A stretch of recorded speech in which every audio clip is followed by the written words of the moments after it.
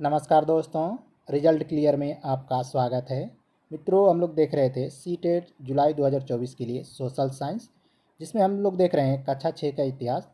तो आज मित्रों है अध्याय 4, जिसमें है क्या बताती हैं हमें किताबें और खबरें। इस अध्याय में हम लोग सबसे पहले देखेंगे देश के प्राचीनतम साहित्यिक स्रोत। तो इसमें पहला है वेद। वेदों की संख्या 4 है, जिसमें ऋग्वेद, सामवेद, यजुर्वेद और अथर्ववेद। इसमें हम देखते हैं सबसे पहले ऋग्वेद के बारे में। तो इसकी रचना लगभग 3500 साल पहले हुई। ऋग्वेद में 1000 से अधिक प्रार्थनाएं हैं, जिसे सूक्त कहा गया है। सूक्त का मतलब अच्छी तरह से बोला गया। यह विभिन्न देवी देवताओं की स्तुति में रचे गए हैं। इनमें अग्नि, इंद्र और सोम देवता बहुत ही महत्वपूर्ण हैं। तो मित्रों ध्यान में रखेंगे कि जो ये ऋचाएँ रची गई हैं, इसमें अग्नि, इंद्र और सोम देवता बहुत ही महत्वपूर्ण हैं। अग्नि आग के देवता हैं, इंद्र युद्ध के देवता हैं और सोम एक पौधा है जिसे एक खास पेय बनाया जाता था। वैदिक प्रार्थनाओं की रचना ऋषियों ने की थी। आचार्य विद्यार्थियों को इन्हें अक्षरों, शब्दों और वाक्यों में बांटकर सस्वर पाठ द्वारा कंठस्थ कराते थे। अधिकांश सूक्तों के रचयिता सीखने और सिखाने वाले पुरुष थे। कुछ प्रार्थनाओं की रचना महिलाओं ने भी की थी। ऋग्वेद की भाषा प्राक संस्कृत या वैदिक संस्कृत कहलाती है। तो मित्रों ध्यान में रखेंगे कि वैदिक प्रार्थनाओं की रचना किसने किया है? तो ऋषियों ने किया है। उस समय जो आचार्य थे, यानी इस समय कह सकते हैं टीचर, तो विद्यार्थियों को इन्हें अक्षरों, शब्दों और वाक्यों में बांटकर और सस्वर पाठ द्वारा कंठस्थ कराते थे। इसमें मित्रों अधिकांश जो सूक्त हैं उसके लेखक सीखने और सिखाने वाले पुरुष ही हैं, जिसमें कुछ प्रार्थनाओं की रचना महिलाओं ने भी की है। ऋग्वेद की भाषा की बात की जाए तो ये प्राक संस्कृत या वैदिक संस्कृत कहलाती है। संस्कृत भाषा भारोपी अर्थात भारत और यूरोपी भाषा परिवार का हिस्सा है। भारोपी भाषा के अंतर्गत असमिया, गुजराती, हिंदी, कश्मीरी, सिंधी, फारसी, अंग्रेजी, फ्रांसीसी, जर्मन, यूनानी आदि भाषाएं हैं। ऋग्वेद का उच्चारण किया जाता था और श्रवण किया जाता था, न कि पढ़ा जाता था। तो मित्रों इसका केवल उच्चारण किया जाता था और सुना जाता था, इसे पढ़ा नहीं जाता था। रचना के कई सदियों बाद ऋग्वेद को पहली बार लिखा गया। इसे छापने का काम 200 साल पहले हुआ।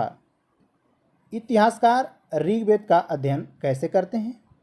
आइए अब इसके बारे में जानते हैं।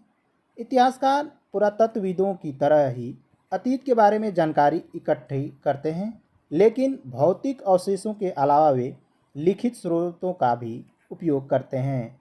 तो मित्रों ध्यान में रखेंगे, जो पुरातात्विकविद होते हैं वो केवल अवशेषों पर ध्यान देते हैं, लेकिन इतिहासकार भौतिक अवशेषों के अलावा लिखित स्रोत का भी उपयोग करते हैं। ऋग्वेद के कुछ सूक्त वार्तालाप के रूप में हैं। विश्वामित्र नामक ऋषि और देवियों के रूप में पूजित दो नदियों ब्यास और सतलज के बीच यह संवाद एक ऐसे ही सूक्त का अंश है। ऋग्वेद में नदियों की तुलना घोड़ा और गायों से की गई है, क्योंकि जिस समाज में ऋषि रहते थे वहाँ घोड़ों और गायों का बहुत अधिक महत्व था।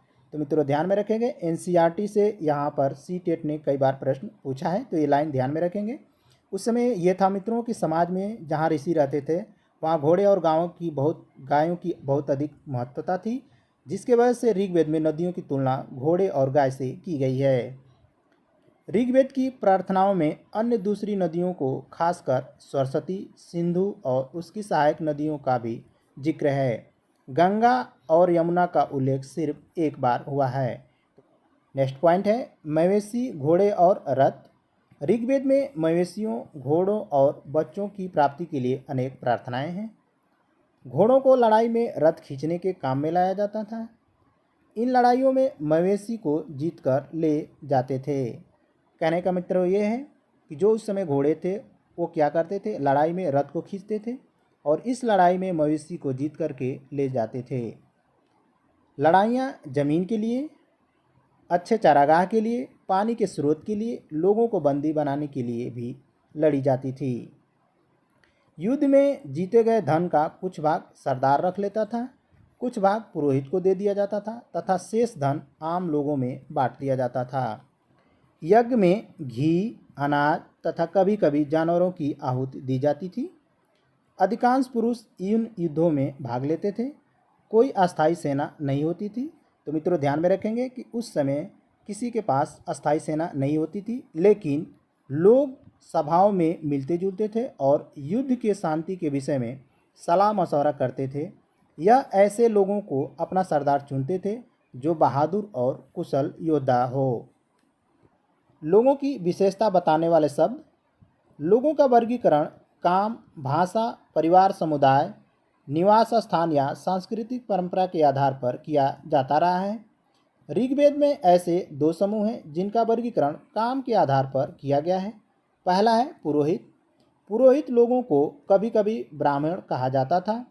ये तरह तरह की यज्ञ और अनुष्ठान करते थे। तो मित्रों आज जिस तरह से ब्राह्मण है उस तरह से पुरोहित को पहले कभी कभी ब्राह्मण कहा जाता था। ये तरह तरह के यज्ञ और अनुष्ठान करवाते थे। दूसरा था राजा। ये न तो बड़ी राजधानियों और महलों में रहते थे, न इनके पास सेना थी, न ही ये कर वसूलते थे। राजा की मृत्यु के बाद उसका बेटा अपने आप ही शासक नहीं बन सकता था। तो कहने का मतलब ये है कि दूसरा जो राजा था इसके पास कोई बड़ी राजधानियाँ भी नहीं थी, ना ये महल में रहता था, ना इसके पास सेना कोई थी और ना ही ये कर वसूल सकते थे। लेकिन राजा की मृत्यु के बाद उसका बेटा अपने आप ही शासक नहीं बन सकता था। ऋग्वेद में जनता या पूरे समुदाय के लिए दो शब्दों का प्रयोग होता था, जन और बीस। ऋग्वेद में 20 और जनों के नाम मिलते हैं, जैसे पुरुष जन या 20, भरत जन या 20, यदु जन या 20।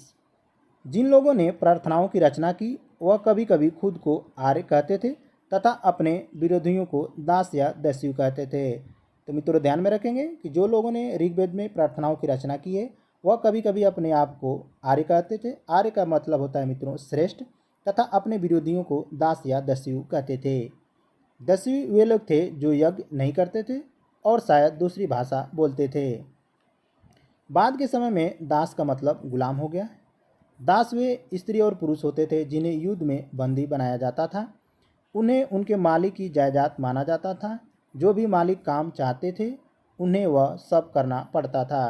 तो मित्रों बाद में दास का मतलब गुलाम हो गया और इसमें स्त्री और पुरुष दोनों थे जिनको युद्ध में जीता जाता था, और दास को जो मालिक था उसको जायदाद समझता था। मालिक क्या करता था कि जो भी काम करवाना चाहे दास से करवाता था। अगला है कहानी महापाषाणों की। तो महापाषाण में कब्रें बनाने की प्रथा लगभग 3000 साल पहले शुरू हुई। यह प्रथा दक्कन, दक्षिण भारत, उत्तर पूर्वी भारत और कश्मीर में प्रचलित थी। तो मित्रों ध्यान में रखेंगे कि महापाषाण में कब्रें बनाने की प्रथा 3000 साल पहले शुरू हुई। ये प्रथा दक्षिण भारत, उत्तर पूर्वी भारत, दक्कन और कश्मीर में प्रचलित थी। कई पुरातत्वविदों को गोलाकार सजाए हुए पत्थर मिले हैं। कई बार अकेला खड़ा हुआ पत्थर मिलता है। यही एकमात्र प्रमाण है जो जमीन के नीचे कब्रों को दर्शाता है।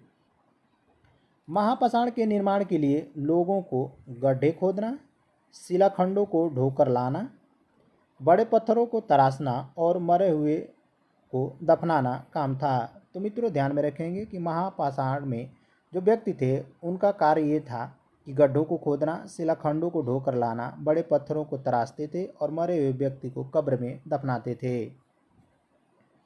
कब्र में मृतकों को खास किस्म किए मिट्टी के बर्तन के साथ दफनाया जाता था, जिन्हें काले लाल मिट्टी के बर्तनों ब्लैक एंड रेड बियर के नाम से जाना जाता था।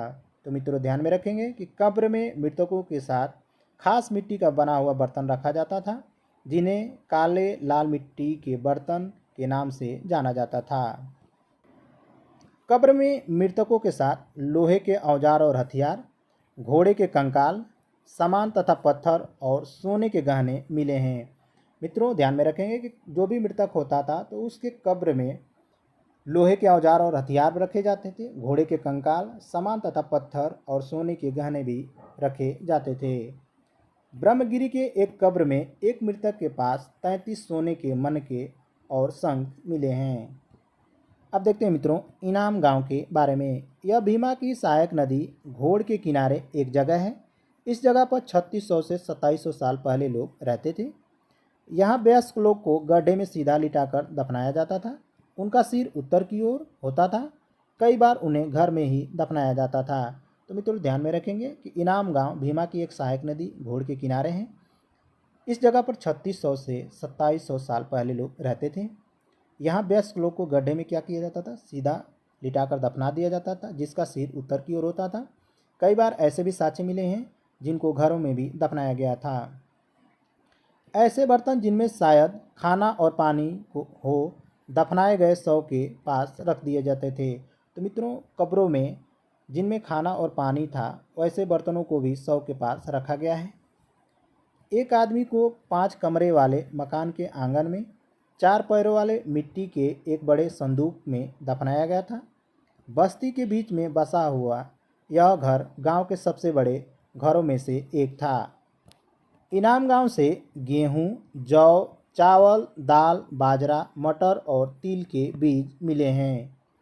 इनाम गांव से गाय, बैल, भैंस, बकरी, भेड़, कुत्ता, गधा, घोड़ा, सूअर, चितकबरा, हिरन, खरहा, नेवला, चिड़िया, घड़ियाल, कछुआ, केकड़ा और मछलियों की हड्डियां मिली हैं।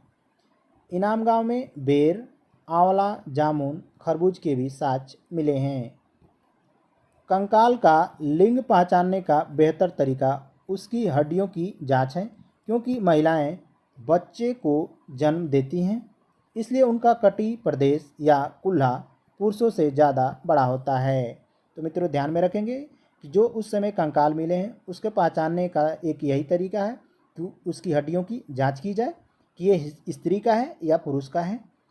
महिलाएं बच्चों को जन्म देती हैं, इसलिए उनका जो कटी प्रदेश या कुल्हा होता है वो पुरुषों से ज़्यादा बड़ा होता है। आज से लगभग 2000 साल पहले चरक नाम के प्रसिद्ध वैद्य हुए थे। उन्होंने चिकित्सा शास्त्र पर चरक संहिता लिखी।